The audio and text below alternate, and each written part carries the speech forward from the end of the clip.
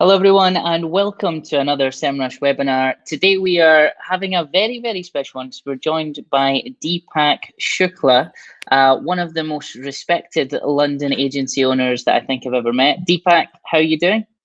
I am self-isolating. I'm well, alive in this strange environment that we're in, and everything's good over on my side. How are you, mate? It's going good. It's been interesting. The self-isolation thing's a bit weird and a bit wary. We've been working from home for 2 weeks now, but in Okay. terms of like not being allowed to go out for more than half an hour just to get some exercise, that's a bit weird.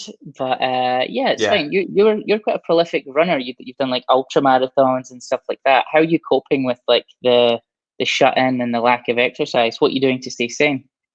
It's a good question. I think that I so running, thankfully, is the one thing that is still sanctioned, right? It's go out for your daily exercise. So the irony is that in all of this, the one thing that I love doing is still that. So I'll just still go out for my daily runs, and sometimes I'll just run a bit longer. So I'll do a 30 minute to an hour run. Sometimes other days it'll be 15, 20 minutes. But thankfully, that's the one thing that is my sanity. But I know for a lot of other people that used to go into the gym, used to maybe doing weights, or used to doing like hit sessions, or body pump, or studio based work. I think it must be a big transition. Yeah, it must be a massive transition. When Boris Johnson announced the lockdown for the UK, and he said we will still allow you to go out running every hour, and I was like, still allow? Oh shit, I better start.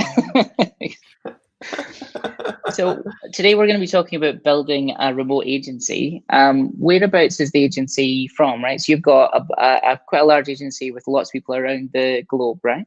Yeah, so I guess that I'm based in London, England. The team, I think there's only now two of us that are based in London. Alex, she's in London somewhere. I don't actually know where she is, Ross. Good to meet everybody, by the way. I see There people we are. go.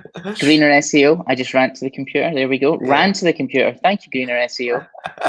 We've got people in. I can see the comments actually. So we've got Akash from India, Ankit from India. Samantak, did I pronounce your name right? I'll be impressed with myself if I did. So we've got the reason I said that actually, Ross, is that we've got an office based in Vadodara, India, which is in Ahmedabad. So it's kind of a bit more central and south. And then we've got a lot of people that I said a lot of people. There's several people that work from home. So there's a couple of people in the States, and then we've got a husband and wife team that work out of Jerusalem in Israel, which is pretty cool. Wow.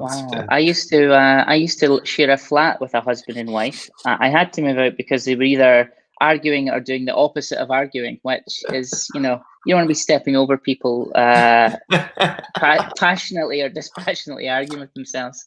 That was a sounds tricky very one. sounds very intimate. I can totally imagine and appreciate that from my days of house sharing as well. That you hear the good, the bad, and the ugly. You hear everything.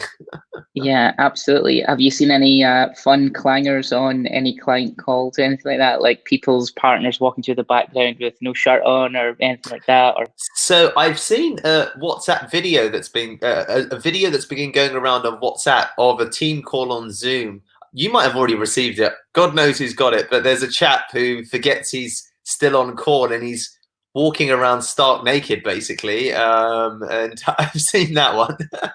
yeah, I see no one where the girl doesn't realize that there's a camera on and she goes to the bathroom, takes a full on gnarly dump, whilst all of her colleagues are on the chat. So yeah, be warned, guys. This camera thing.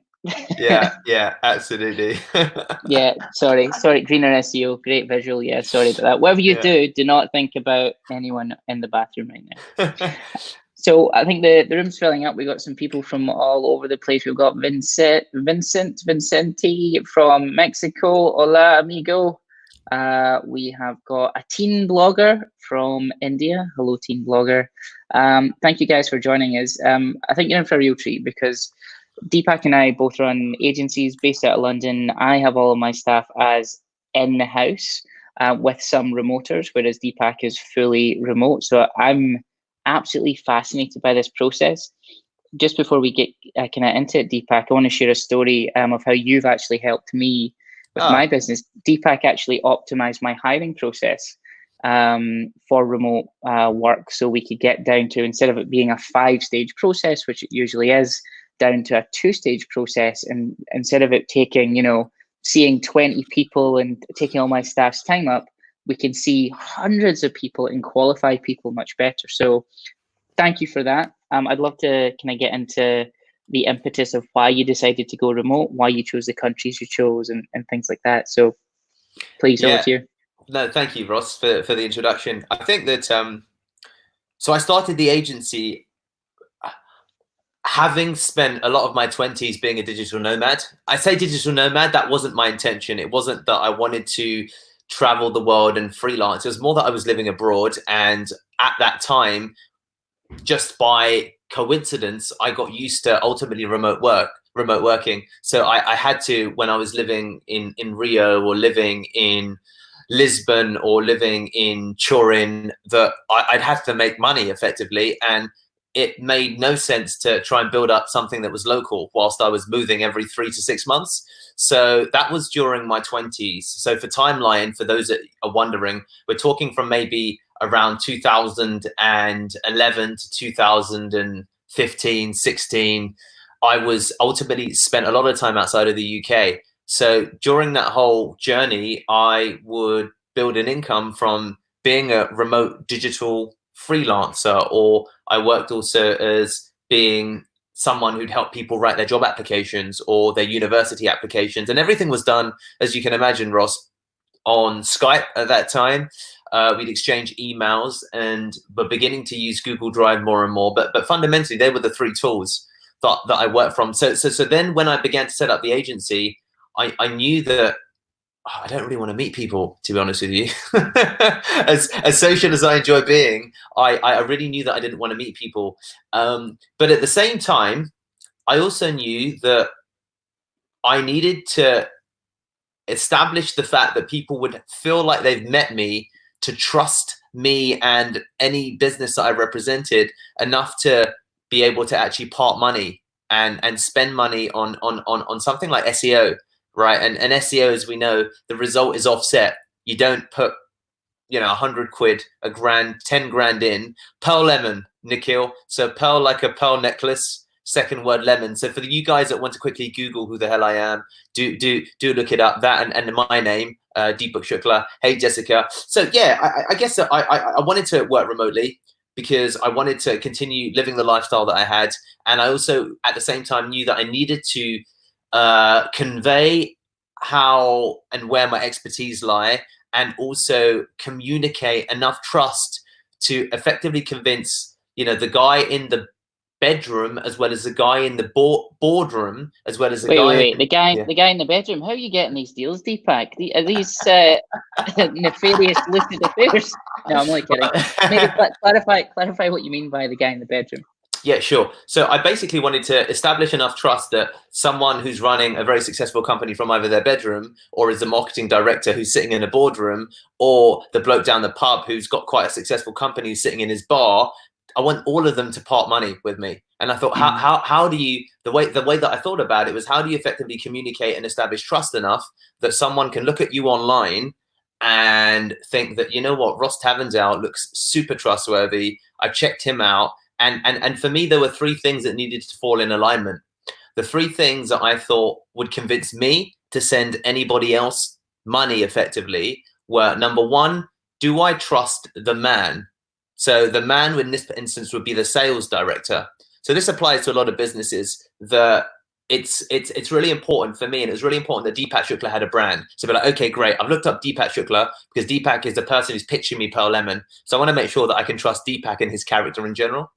The second part of it was the actual business. So who is Deepak representing? Oh, it's Pearl Lemon. Now let me, just like Nikhil did, let me Google Pearl Lemon whilst Deepak is on the phone to me, or Deepak is on Zoom, and there's maybe 2 people in a call, or maybe there's 1 person in a call, and I almost hear it 40% of the time. You'd hear a light tap of the keyboard as I was talking. Someone would be quickly looking me up.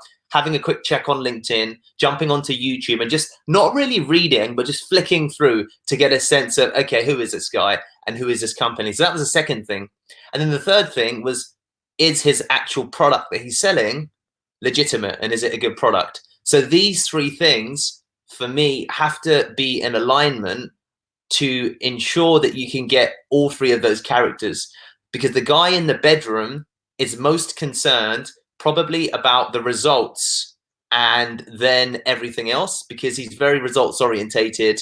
The guy in the actual boardroom is concerned with the company brand as well as the company results, because there needs to be a cultural alignment.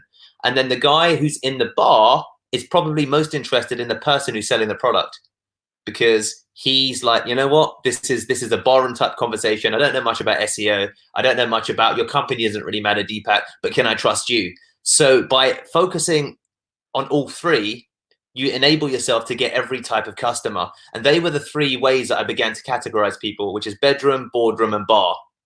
How can I convince all three? Love that. That's absolutely fantastic. Bedroom, boardroom, and bar. For me, it's usually the other way around. I meet them in a boardroom, I take them to bar, and I end up in their bedroom. But that's absolutely fantastic. So essentially what you're doing there is you're looking at that entire sales funnel and all the reasons why people say yes to you, and you're actually breaking it down quite scientifically and just making sure you've got all those boxes checked. One of the things the guys in the chat are asking is they're saying getting clients when you work remotely is difficult, question mark. Yeah. I imagine definitely not easy. You seem to have quite a very high level of lead gen going on the site, but when you first started, like, yeah, what was happening there? Like, how were you getting Absolutely. these people in when you didn't have the Yeah. background and all that? Like, how do you get the first guys in? Absolutely. It's a good question. I think that it's difficult to do all three. So all three of those boardroom, bedroom, bar scenarios definitely take time, but you can definitely all at least capitalize upon one. So Aditya Singh, Jessica Zoon, Nikhil Bhatia, what happens when I look you up online? Or what happens when I look you up on LinkedIn? Or what happens when I look up anything that you reference online? It's not that difficult to build up ultimately a little bit of credibility for yourself by effectively demonstrating, the value that you can add. And then when you combine that with the outreach that you do, it's then a case of understanding the channels that are important. So I focused, Ross, on particular platforms that for me would net particular kinds of clients. So the bedroom and the bar type scenarios, okay, guys, the bedroom and the bar type scenarios, the bedroom is Upwork. Upwork is a great platform where you'll get small businesses that can be very profitable, as well as small businesses that are not so profitable, that are very results focused and want to work with someone who's very technically savvy. Okay, so Upwork is a good place from that. So that was where I started. It's free to create a profile. You can build a template and then you can begin doing outreach. And on Upwork, the best place to actually build your profile is upon Upwork and nowhere else. So that was the first place. The second place, now we're moving into the kind of bar type scenario, if you will, is angel.co. So angel.co is where the world meets startups, as they say. And then you get a lot of a mix between the bar and the bedroom type character. It can be boardroom, but it's less so because they're funded companies and they're typically people of our age who are pretty switched on. They've raised some money and they're hiring quickly and they want someone who's just smart and they think that this guy gets it. So those two platforms are where literally in the early days, the first 30 to 90 days, I would submit applications. And I would work really hard to have a good Upwork profile. So guys, if you Googled Upwork, Deepak Shukla, you'd find my profile. And Angel, my profile is a bit outdated now, but they were the two platforms that I used in the early days. And then it was volume, if I'm being honest, Ross. I submitted a lot of applications to a lot of actual companies. But the other thing that I think sometimes people get wrong is I aggressively ask for feedback when I fail. So I would approach everybody and 3 out of 5 would ignore me, but I'd say, what was better about the other guy's application? And I'd also ask, can you share their proposal with me? Because then you'll get a net benefit, because I'd That's always, a good one.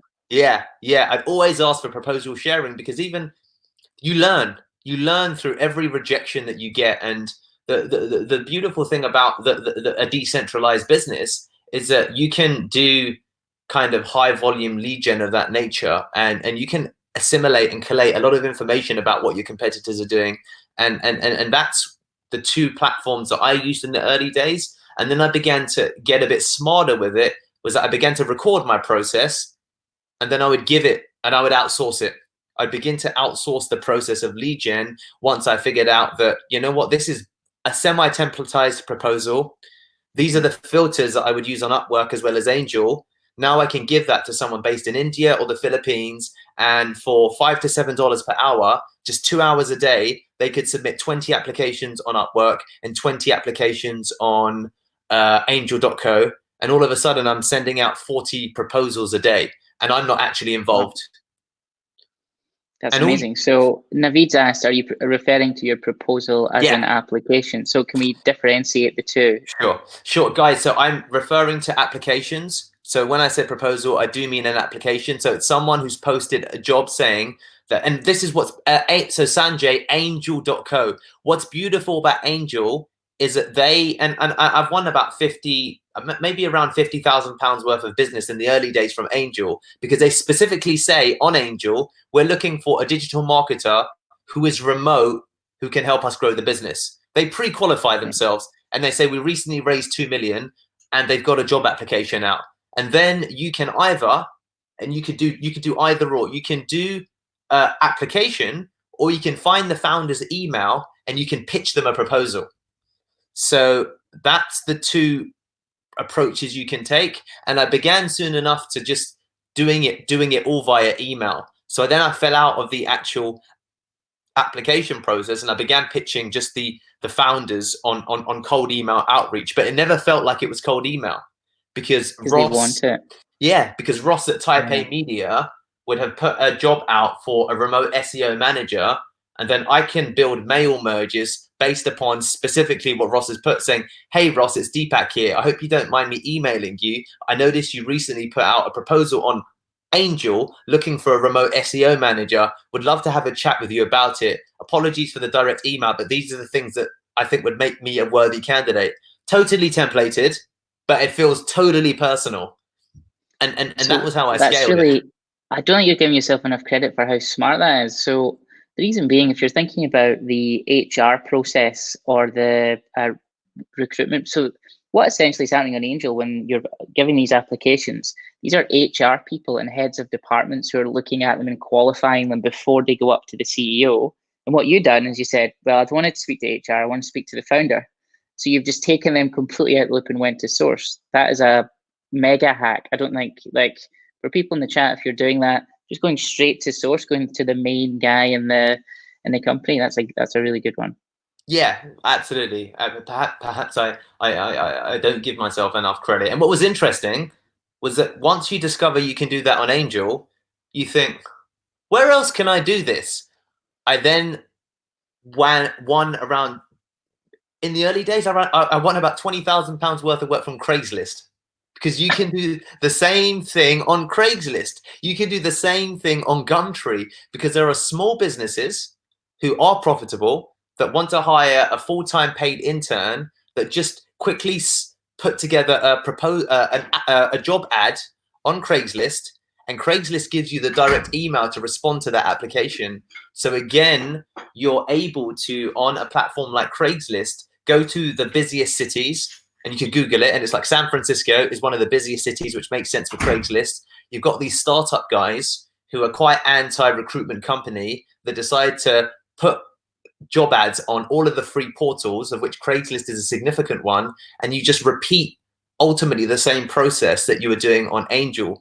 So I quickly then began to realize that where else can I replicate this exact same process? So that was Upwork, that was Angel, that was Craigslist, that was Gumtree. And then all of a sudden, you then focus, as you got smarter at it, at looking for people that would advertise for paid positions that were either remote or in-house, and then just begin going solely after those guys. So Jessica's asking a really good question on this, and I was came to my head as well. If you were pitching that to me, I want to know, she's asking, at what point would you let the client know that you're working as an agency rather than they're not buying Deepak, they're buying Sure. Deepak's agency. Sure. So Jessica, you could let them know at any stage of the process. And the part that's important here is those 3 alignments we spoke about. So that's the bedroom, the boardroom, and the bar person. So what they want to look at is, does Deepak Shukla feel built out enough as an individual that, you know what, I think I could work with his agency anyway. And that's where having a personal brand becomes super important, because their mindset is that I want to work with an individual. But then if they look up Pearl Lemon or they look up your agency and they see that, you know what, Deepak's got his brand there, he's got these videos, it feels like it's going to be a very personal experience. Oftentimes, at the end of the day, they'd say, you know what, I'm willing to give this a shot. And the secondary element of it is that for a lot of people, they don't know what they want. They just know that they have a problem and they're looking for a solution, and they just want the best positioned or packaged solution. So people, and here's the other interesting part. What's powerful when you go through the angel process is that it became really useful for me to get into the mindset of the business owner, because then I began posting jobs on Angel to understand the process they went through when they were putting an ad up online. So that gave me a decent insight into what people are doing on the other side. So certainly some of them, you know, were like, oh, we prefer to work with an individual. And in those instances, again, it's like what Ross said previously, it's difficult to delegate the project onwards later. Jessica, the thing is that buying me, yeah, absolutely, absolutely. So often objections occur when you plant them in your prospect's mind. And up until you plant it, a lot of the time for me, that as soon as I stopped talking about the fact that I ran an agency, it became less of a problem that I ran an agency. They just wanted their problem solved. And I'd say, brilliant, I'm really excited. I'm going to introduce Sam, because Sam and I worked together and we did a lot of great work, and he's going to help support and assist me. And in those instances, they say, okay, great. Who's Sam? I'd say, just, you know, Sam helped me out on specific projects, etc. And this is something I think he could, you know, be really powerful with. Am I okay to make an introduction on email? And she said, and a lot of the time they say, okay, yeah, fine. And then the objection might be, oh, Deepak, are you sure it's going to be you, or is it going to be Sam? And I will say, don't worry, it's going to be both of us. I'm going to be here to answer all of your questions. But then actually it's Sam who's answering 50% of the questions. And very quickly, as soon as they see that Sam can be trusted in the first 30 to 45 days, then the delegation moves over actually very quickly. So that's kind of how I manage that process, Jessica, if that makes sense. So a couple of guys in the chat, Ankit is asking if you use any tools to do all this management of remote teams. So you said like Google Drive and things like that. It's one of the things. Is there anything else you're using for a kind of day-to-day communications thing? He's also asked about cold emails, but we'll go on to that in a second. No, absolutely. So for my day-to-day communication, guys, we use Basecamp to manage processes. That's where once a client comes on board, we'll know the specific steps that they need to follow. But in terms of communication, we use WhatsApp, and we use Deepak uses WhatsApp, lots and lots and lots. So most of our project management happens on WhatsApp. That's how we communicate with clients. As quickly as we can, we get them off email and we get them onto something that can make use of voice or video. We're as a team quite ultimately anti-email. I found then it enables us to communicate more effectively with our clients. They get a lot more alignment in terms of, well, what's the tonality, what's the meaning behind what you're trying to say, and ultimately it's 100 times faster. By the way, you also use this for pitching. If you ever get an email and you see their mobile numbers in the signature, WhatsApp them, because it's I love that. It's a huge pattern interrupt. It's a huge pattern interrupt. And even better, what we've begun doing recently is we'll get our phone and we'll record a video saying, hey, Frank, it's Deepak here from Pearl Lemon. I just saw your phone number in the email, and I just wanted to say, whatever you want to say. And then you can send a video across on WhatsApp. So that's also the new thing that some of the sales guys have begun doing recently. So if you ever get an opportunity to drop them a voice note or a video message, WhatsApp, LinkedIn, Skype, does all of those things, and both the prospecting as well as the client relationship management elements of it. Doing both actually increases productivity, reduces churn, and really opens up a lot stronger and more robust communication. So if I'm being honest, Ankit, I don't use a lot of email when we manage clients. And when we do, we respond with use looms. So we'll record a video screencast walking through the result that we sent across in a spreadsheet, because we appreciate that some clients don't care about the spreadsheet. Some clients want to examine the spreadsheet. Some clients just want the top line context. So it's also about catering for, again, we go back to the bedroom, barroom, boardroom type user. How are they used to seeing communication? How are they used to being presented information? So the boardroom person is much more likely potentially to want longer form email. But that's, again, it depends who you're dealing with within the business. So we've got a couple of corporate clients who, whilst the people they report to like big emails, we just send them WhatsApp voice notes and videos, and then they use that, and that's the kind of dialogue they prefer. So everything, I think, is changing right now, and a lot of people have this perception that, Deepak, that's not, I don't know if that's going to work with my clients. I don't know. You've got to try it. You've just got to try it and see. And more often than not, at worst, you get a neutral response at worst. But a lot of the time, you can shift it. And all of a sudden, you create 2 more hours in the day, because instead of writing a 15-minute email, you can be on your way to the pub to meet your friend, and you could be WhatsApping several clients to give them an update as to where we're at. And that's what we've established internally that continues, I think, hopefully, to be effective. I absolutely love that. So I actually stole that idea from you and implemented it with some of our clients, and I can confirm that it does work really well. So as the managing director of a company, you don't usually get to speak to the clients after a period of time, and they see your face maybe at the start from a sales point of view, but then afterwards they're like, well, they actually want the team because the team are better than us. I mean, I don't know about you, Deepak, but my techs in my agency can run circles around me when it comes to technical now. Probably the same on yours. Yeah. That's maybe a good one for Jessica as well. Jessica, if they want to buy you, just be like, hey, my team are better at it. I'm good at managing a business now, not at the core job anymore. So Exactly. talking about people and things like that, one of the things I mentioned at the start was you helped me kind of automate a part of the hiring funnel, and it's worked really well for us. Can you talk about how you're going through the hiring process to actually hire people into the agency remotely? Because usually it's a phone call and a face-to-face and like all sorts of prolonged processes. Are you using recruiters? Like, how are you doing it? Absolutely. It's a good question. So there were a couple of things that I knew.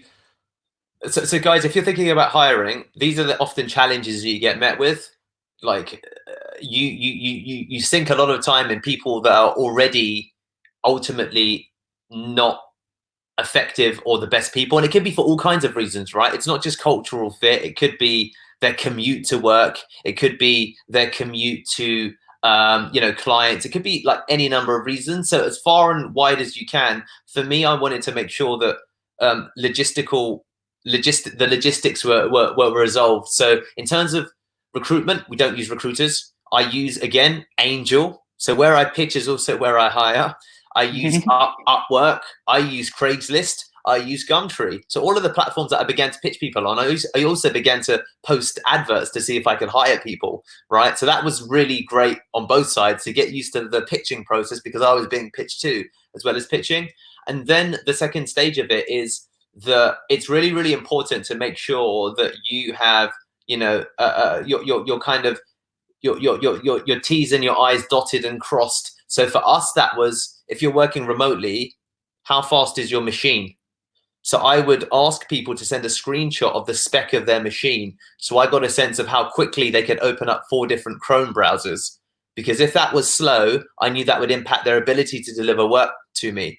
So in some instances where you get a great candidate, I would upgrade their machines for free, which would just mean buying them for 50 quid additional RAM, because that would lead to a 15% net improvement in productivity in the work that they do. So there's certain prerequisites in the onboarding form. So that's your Wi-Fi speed, upload, download. You need to send me a screenshot of a speed test.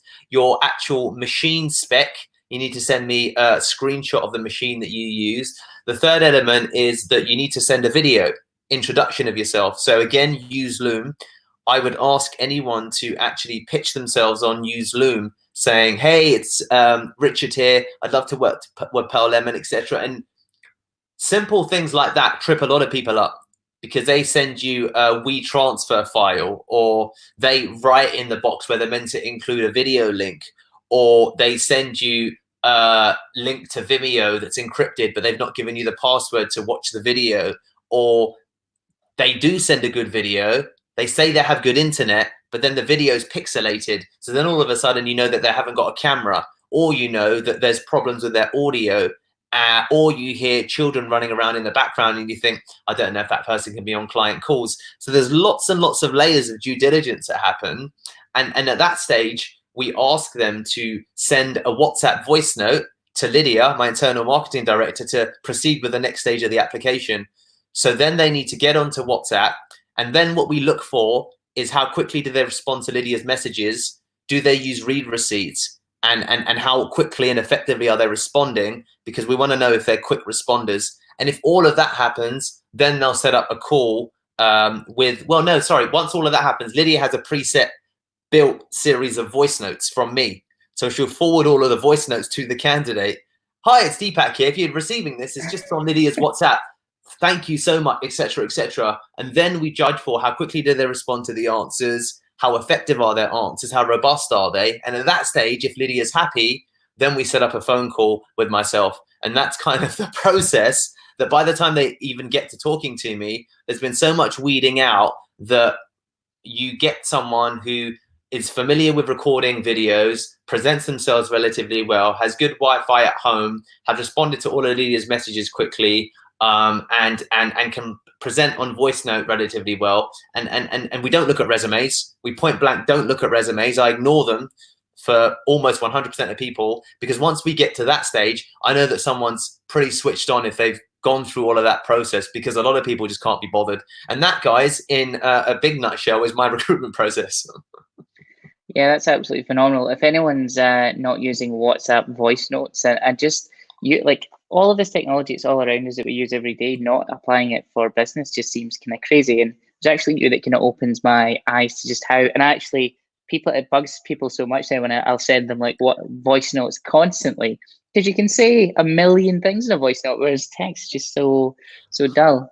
Naveen's asking the difference between how would you pitch if you have an in-house SEO team, how would you pitch your SEO service? So Naveed, I think you're asking, how would you pitch a company if they already had an in-house SEO team? Is that what you're asking? So Naveed, it's a good question. Again, this is the area that's, can I trust the company's product? So you probably potentially have a perception problem if you've already reached the stage, Naveed, where you're in a pitch and they're considering hiring you and they've got their own internal SEO team. Well done, because it does mean they think you've got enough expertise that have been established to consider hiring an ancillary or a secondary team to support their team. So if you've got to that stage, that means they're happy enough with your SEO services, but then they're looking for probably differentiation. What can you do that our SEO team don't do, right? That's the classic question. So it's wise to think about it in those terms and make sure you don't talk about, well, we'll build links, we'll do link outreach, unless they have limited capacity to execute on those pieces. So there's a clear division of labor. But if they're looking, and if they're looking for that special source, then that's what you need to position yourselves as, doing something that's in some way unique, that's different to what they could do internally. I think that that's kind of the element that has proven effective to us. If you're pitching and you're not at the stage yet where you've had a successful pitch, then it's a perception problem. Then it's the perception that you guys aren't experts enough to work alongside even our experts, because there's no distinction of, well, Pearl Lemon do what we do in-house anyway. The conversation or the narrative needs to be, wow, Pearl Lemon look like a really incredible and effective SEO agency. I'd love to initially maybe start with a consult to see if they could support our guys internally. And to build that narrative, again, it's the boardroom experience. So when people look at your case studies online, when they look at Naveed Chowdhury online, do they see that you have got expertise that you've published online? And all of this stuff, guys, is free to do.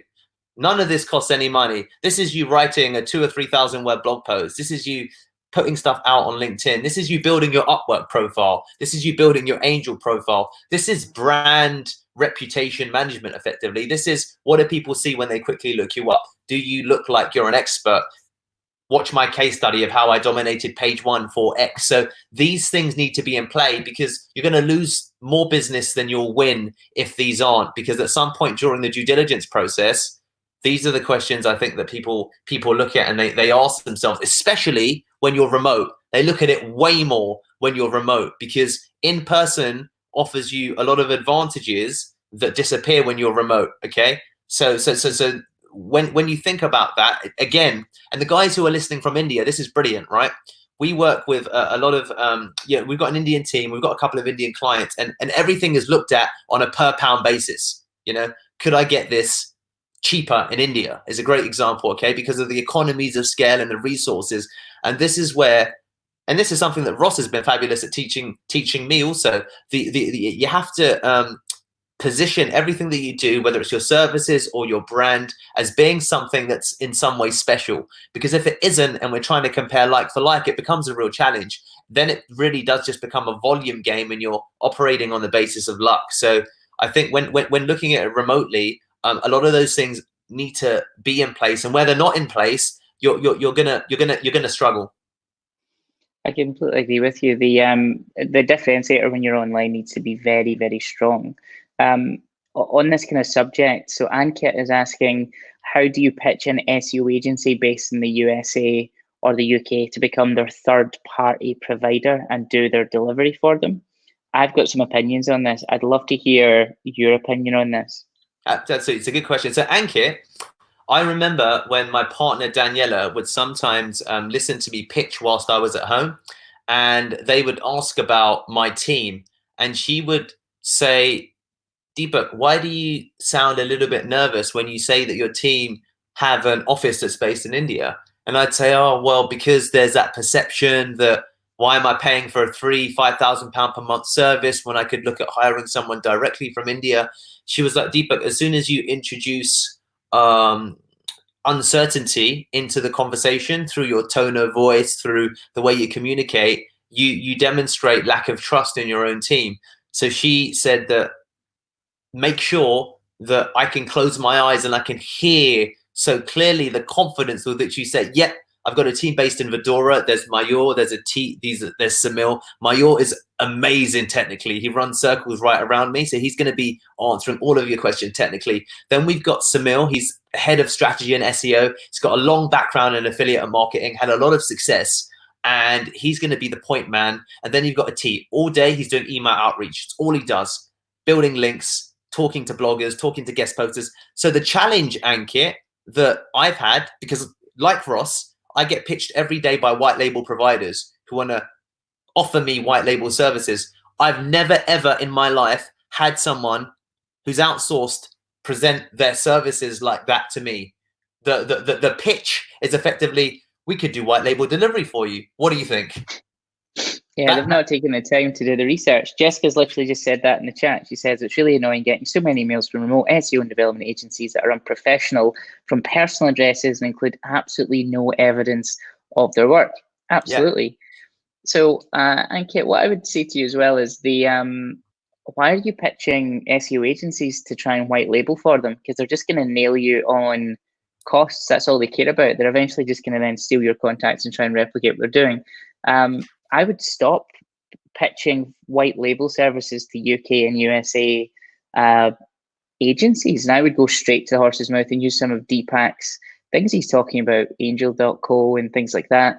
Go to the brands. They're much more likely to say yes. And also they've got no frameworks that they already use for SEO. So you're not going to need to fit in to their way of doing things.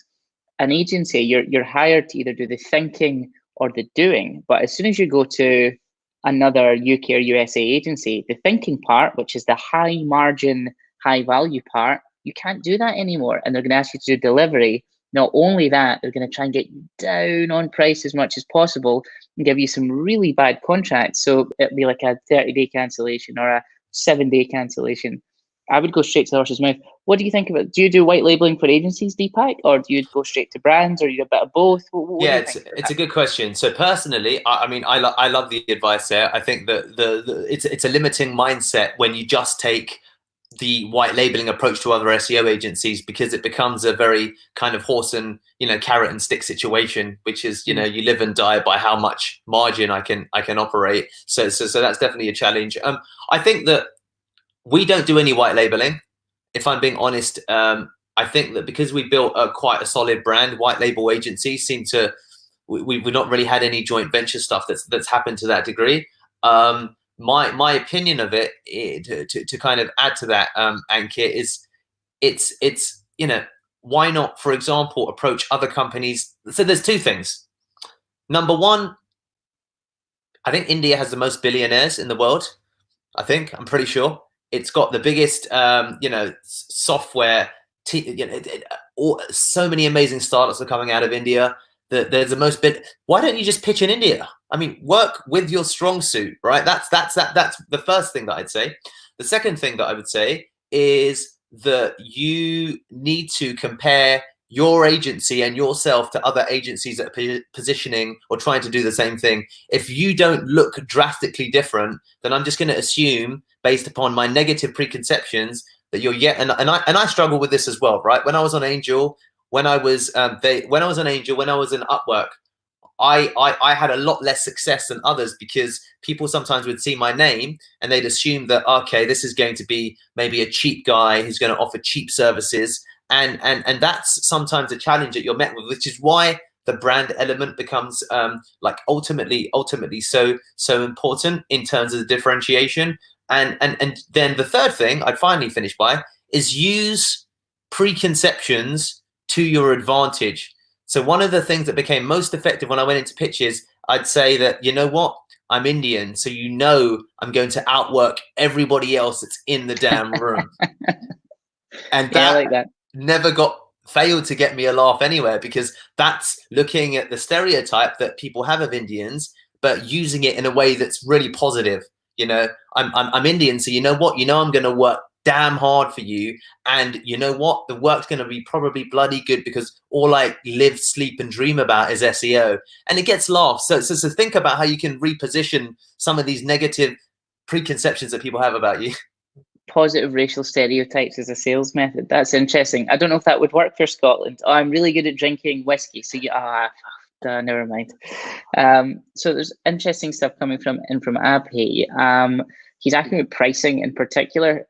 Does it change based on client or operating costs or deliverables? How do you set pricing strategy for your business? Are you putting together packages? Are they all unique and bespoke? How do you begin to approach that? If it's a massive company, does the price change? If it's a small company, how does it work? So Abby, I think that one of the things that become important are to have productized offerings. So, you know, in its simplest essence, we have strategies that we take people on, but then in terms of pricing, we have silver, gold, and bronze. So having three options gives clients an opportunity to pick between price plans, as opposed to just picking yes or no. That's the first thing. The second, and this is probably quite typical of agencies that I do see, in terms of how then does price differentiate. You need to build enough profit in, so there's a decent degree of flexibility with the actual plans that you offer. So for us, we'd have a plan that would, you know, start from maybe 2,500 and it will go up to 6,000. And between those, there's a lot of kind of differentials in terms of what I can adjust based upon the actual client and the delivery. So I think per client pricing tends to lean you towards being a bit more like a software company, and it becomes difficult, I think, at times. But every agency is a little bit different, and I think that the great thing with yourself being based in India, I presume, is that you do have the margin for flexibility, because you've got economies of scale that can work well and work really well for you. You can get, you know, a great Indian team who will cost 2/3 to 1/3 of what someone who's their equivalent in the UK will cost. There's no drop in quality.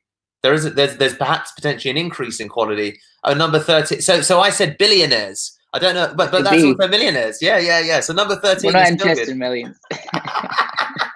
I could be wrong. I read it a few years back, and I thought about that. I was like, why don't Indians pitch to Indians? It just, just makes sense.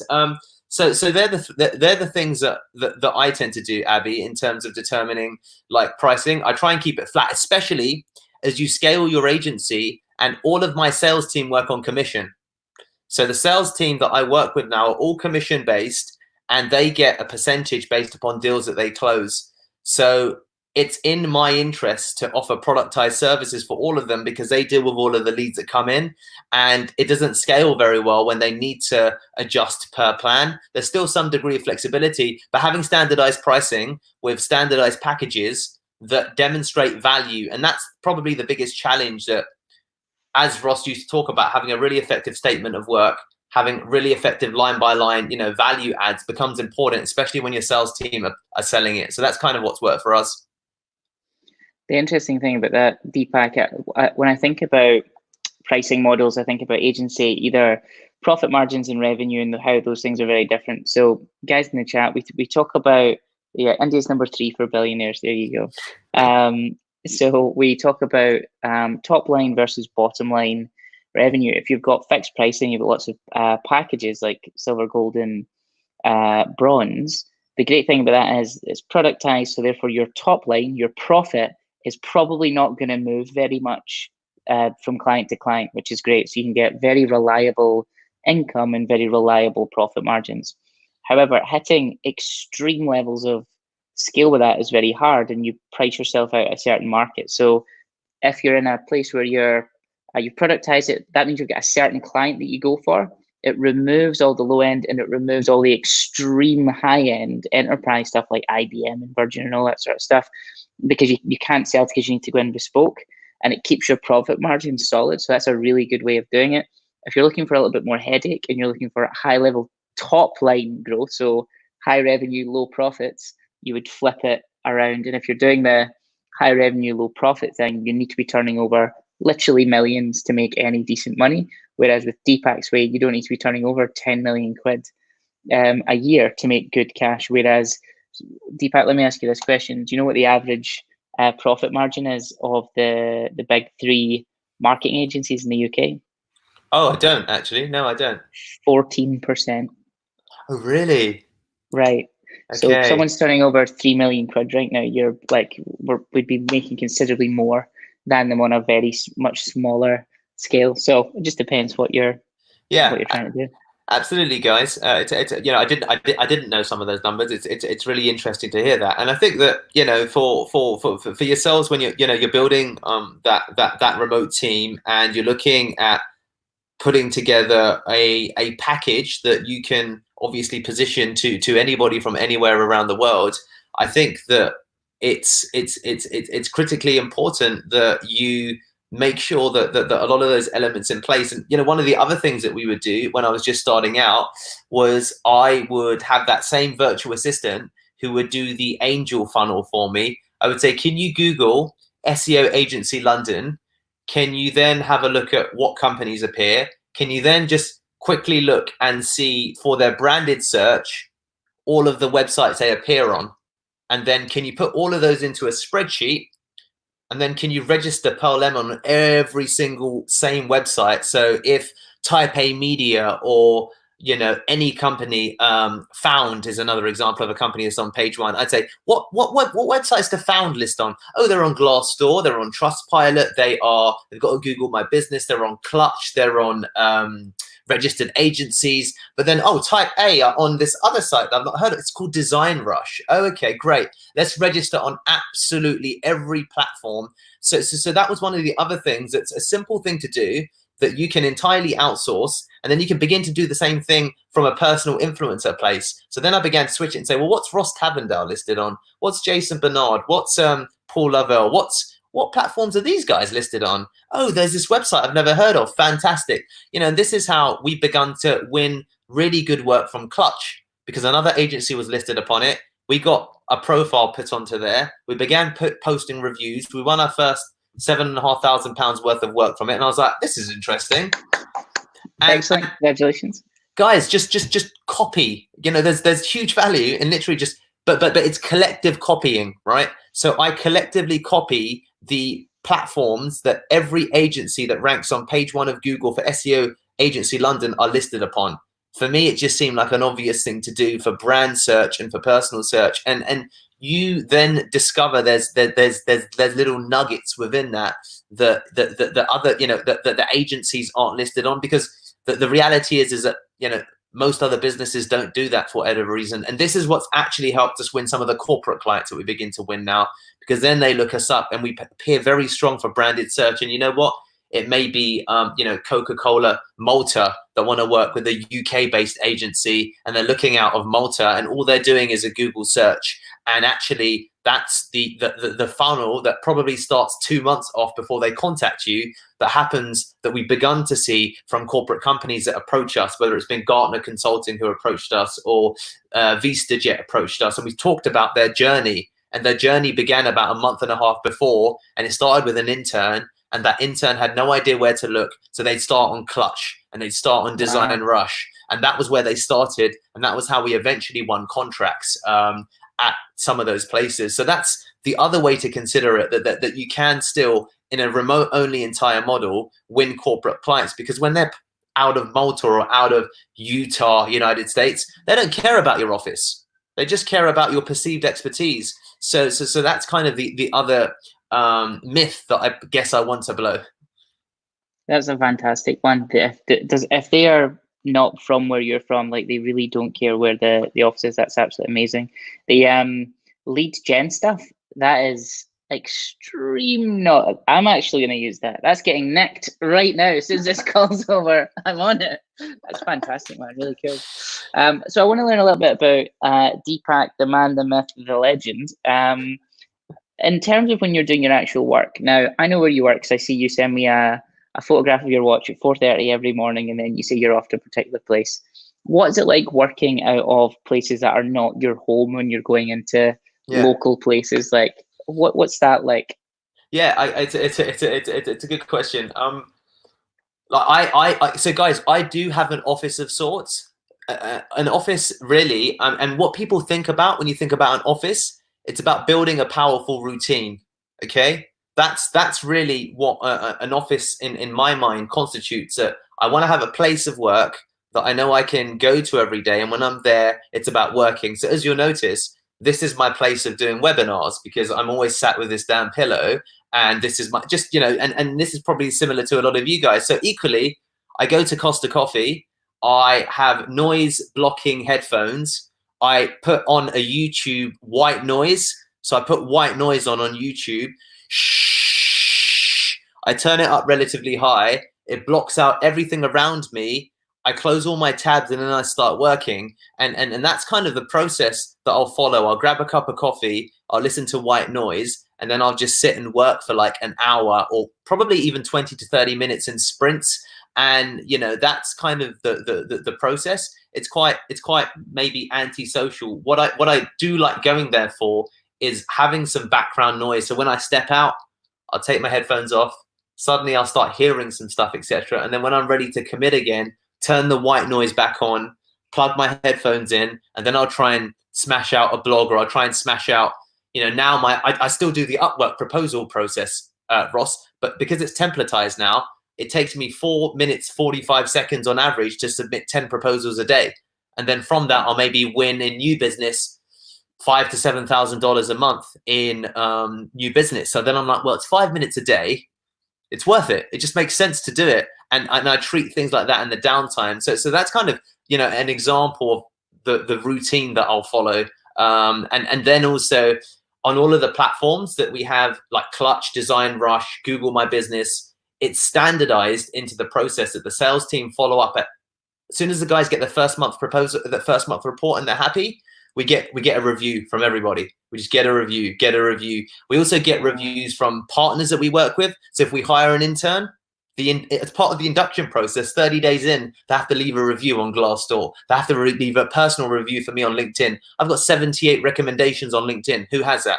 I have that because I make everyone, as a process, leave me a review. Even if you work with me for 4 days, So there's like some insights into some of the things that I do to continue building that kind of brand strength and reputation and routines that I think are powerful. That's fascinating. You're creating virtuous cycles of things that are self-reinforcing. It's incredibly smart, and getting them to do it at the start. So usually what happens with Glassdoor is you ask employees to fill it out when they leave your company, and they're in a never do that.